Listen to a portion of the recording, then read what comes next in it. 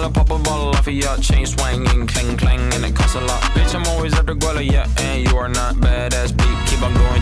Assalamualaikum warahmatullahi wabarakatuh. Kami dari kelompok 11. Perkenalkan, nama saya Mitria Intamara dengan NPM 221100318. Pada video kali ini kami akan mempresentasikan tentang perkembangan kognitif dan sosial emosional.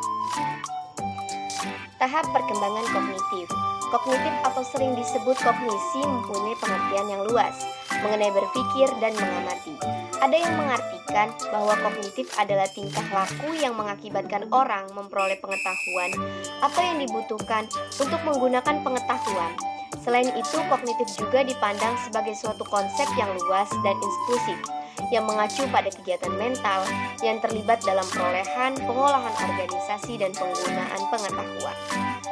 Mekanisme utama yang memungkinkan anak maju dari satu tahap pengungsian kognitif ke tahap berikutnya oleh Piaget sebagai berikut. A. Asimilasi. Asimilasi merupakan proses di mana stimulus baru dari lingkungan diintegrasikan pada skema yang telah ada. B. Akomodasi. Akomodasi merupakan proses yang terjadi apabila berhadapan dengan stimulus baru. C. Equilibrium. Equilibrium menghasilkan perubahan atau perkembangan skemata atau struktur kognitif. Perkembangan kognitif Piaget melukiskan urutan tersebar ke dalam 4 tahap. Perkembangan yang berbeda secara kualitatif sebagai berikut.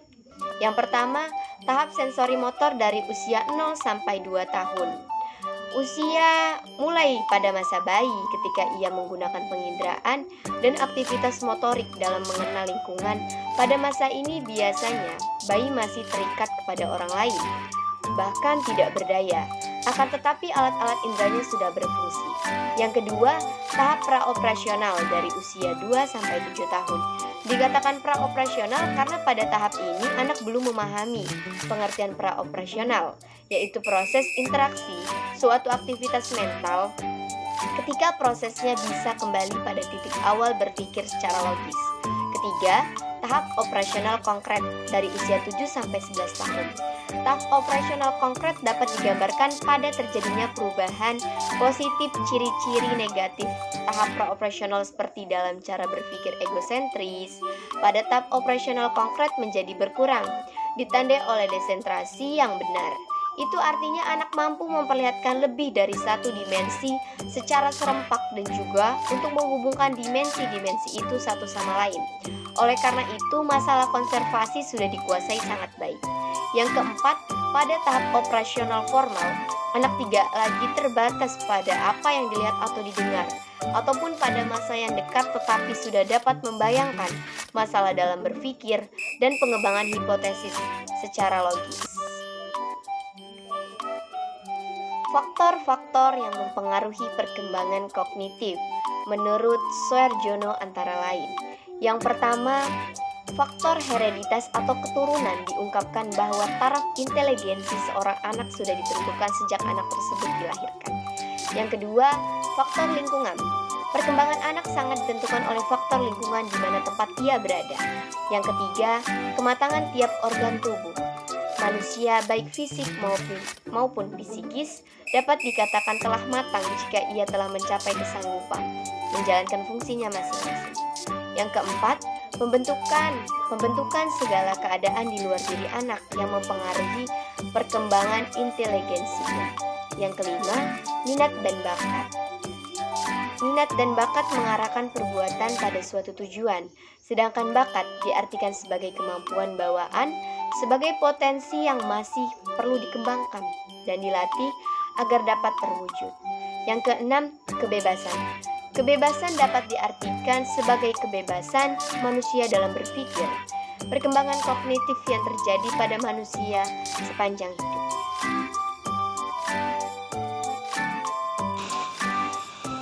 Baik, di sini saya akan melanjutkan materi dari Saudari Mei. Perkembangan sosial, perkembangan emosi. Menurut Zema 2021, studi tentang perkembangan emosi bayi dan anak baru diteliti secara empiris selama beberapa dekade yang lalu. Para peneliti melakukan pendekatan terhadap aspek ini dari berbagai perspektif teori seperti teori seperti teori konstruksianisme sosial, teori emosi diferensial, dan teori belajar sosial. Secara ringkas, Zeman 2021 merangkum perkembangan emosi masa kanak-kanak sebagaimana dapat dilihat pada penjelasan berikut. Yang pertama, usia 2 tahun anak mulai mengembangkan kemampuan berempati, berkembangan empati, memerlukan kemampuan membaca tanda-tanda seseorang. Yang kedua, usia 3 tahun anak belajar bahwa ekspresi kemarahan dan agresi dikendalikan dengan hadirnya orang dewasa. Namun, di sekitar teman sebaya, anak kurang mau menekankan perilaku emosi negatif. Yang ketiga, usia 4 tahun anak mampu mengubah ekspresi emosi. Pada anak ini, anak sudah mampu menunjukkan ekspresi emosi eksternal yang tidak selalu sama dengan keadaan emosi internal. Yang keempat, usia 5 tahun anak mengembangkan pemahaman yang sangat baik tentang keadaan emosional. Usia 4-5 tahun meningkatnya perkembangan kognitif menjadi anak persekolahan tahun mampu sampai pada pemahaman yang lebih kompleks tentang emosi. Yang kelima, usia 7-11 tahun anak menunjukkan bermacam-macam keterampilan pengaturan diri, self-regulation, seperti memiliki pemahaman yang sangat baik dan memerankan aturan budaya. Perkembangan anak usia Kreatisik masa remaja.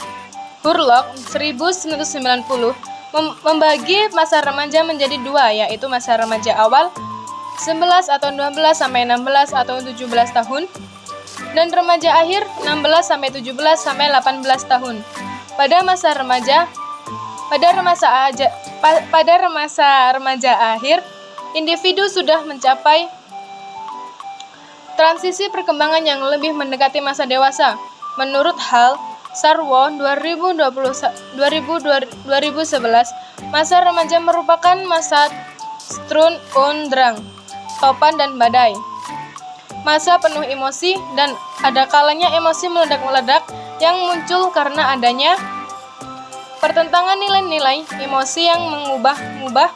Ini ada kalanya menyulitkan baik bagi si remaja maupun bagi orang tua atau orang dewasa di sekitarnya.